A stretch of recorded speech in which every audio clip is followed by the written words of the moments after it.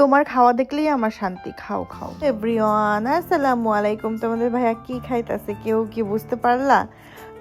বুঝতে না পারলে তো আমিই বলে দিচ্ছি, ও কিন্তু ডাল পুরি খাইতেছে। আর ডাল পুরি বানানোর জন্য আমি কি কি এখানে দিলাম তোমরা তো দেখতেই পাইলা। তো সচরাচর সবাই মসুরি ডালটা নিয়ে থাকে, এই ডালের নামটা আমি জানি না, তোমরা একটু জানলে কমেন্ট করে জানাবে এটা কি ডাল। তো ডালটা আমি এখানে সিদ্ধ করতে দিছি। এখানে পেঁয়াজ, তারপর ধনিয়া পাতা, কাঁচামরিচ, হলুদের গুঁড়া, একটু লবণ দিয়ে সিদ্ধ করে নিতেছি। একটু হালকা তেল দিতেও পারো, নাও দিতে পারো তোমরা। আমি কিন্তু হলুদও দিছি। এটা ভালো মতো সিদ্ধ হইলে তারপর কিন্তু আমি নামাই নিব। আর আমি এখানে 10 মিনিটের জন্য আটাটা মেখে রেখে দিয়েছিলাম। তারপর এখানে আমি রুটির মতো গোল করে এটাকে বেলে নিব। আর এই যে দেখো, এটা তো তোমরা ভাত দিয়েও খেতে পারবা।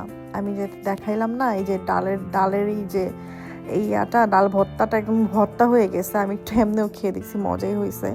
তো আমি একদম পুরি শেপের মতো করে নিব। দেখো, একটা আমি তেলের মধ্যে দিতেছি। তোমাদের ভাইয়া বলতেছে একটু পুরি বানাও। আর তোমাদের ভাইয়া না কেন জানো না, ও আর কি ভাজা পোড়া খাইতেই পারে না।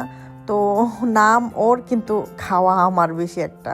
তোমাদের ভাইয়া কিন্তু আবার ফাঁকে ফাঁকে খাইতেছিল, বুঝছো। আমি বানাইতেছিলাম একটা একটা করে, পরে ও খাইতেছে। একটা না দুইটাই, যে দেখছো বললাম না, আমি কি আমি বানাইতেছি আর তুমি খাইতেছো না।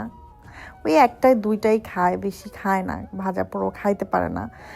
আর সবাই আমার একটু স্কিপ করবা, কারণ আমার পায়ের সামনে থেকে কিন্তু লাইটের আলোটা সরে গেছে, তাই হয়তো বা পা কালসা কালসা দেখা গেছিল।